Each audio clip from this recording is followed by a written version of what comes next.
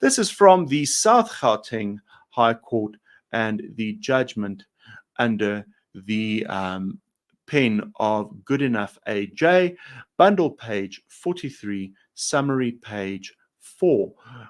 Quite an interesting judgment to read in terms of procedure and appeal procedure. What had happened here? So there was interim care and contact pending application for leave to appeal is the little head note I put in, and there were allegations of sexual abuse by a half brother of the child. So what you need to know about this judgment is there was a very convoluted history of orders from inter alia, the Children's Court, Domestic Violence Court, and the High Court. The applicant approached the court to reinstate a former order of Besaid Note AJ on 19th of January 2023, pending the appeal or review of an order granted by Mayor AJ on 9 April 2024. Now, I've put this in the summary, specifically just the dates of the orders, because reading the judgment, I have to be honest, I had to read it about 3 times just to understand the chronology of what happened and why it happened. Not something the court could be castigated on. It is a very convoluted and complex turn of events, but I kind of distilled it down just to make it easier to understand. So essentially, there was an order by Besaid Note AJ on the 19th of January 2023. Then there was another order by Mayor AJ on the 9th of April 2024, just over a year later. On that matter, one of the parties launched an application for leave to appeal. That had not yet been heard. So that party then approached the court to say, I want to go back to the Besaid Note order pending the leave to appeal, and this landing before Goodenough AJ having to make sense of everything that was going on there.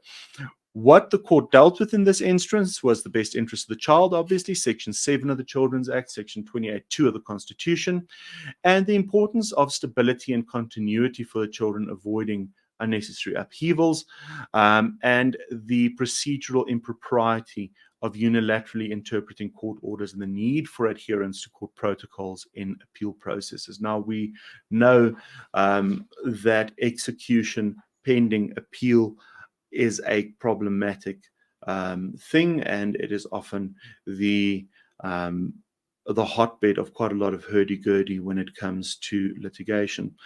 Application was essentially dismissed. Costs were reserved. The court had some strong words for the parties in the judgment, but very interesting judgment. The court saying, look, I'm not going to step too much on Mayor AJ's toes.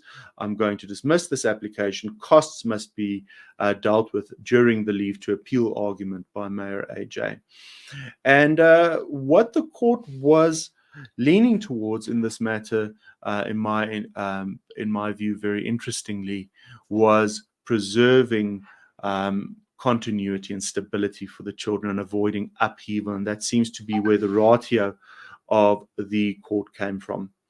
The practical effect of the order sought would be that the children would now immediately, 6 days before the hearing of the application for leave to appeal, be removed from Mr. D's care and their current school in Parys, be returned to Mrs. D's care and be re-enrolled in their previous school.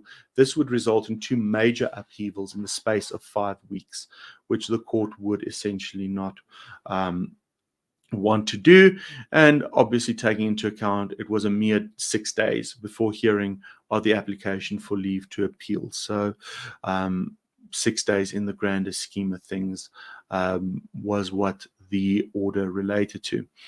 Were I now to make an order directing the immediate return of the children to Mrs., I would be overstepping my powers. In my view, it is not for me, but rather for Mayor AJ in the course of adjudicating the application for leave to appeal to decide, if so requested, the question of whether the implementation of her existing order should be stayed pending the outcome of the application for leave to appeal. Very interesting procedural aspects to deal with here, and very important to note the view of the court and the approach of the court in preserving the continuity and stability for the children as far as possible. That was ED versus HD, all the way from Johannesburg, under the pen of Good Enough AJ, bundle page 43, summary page 4.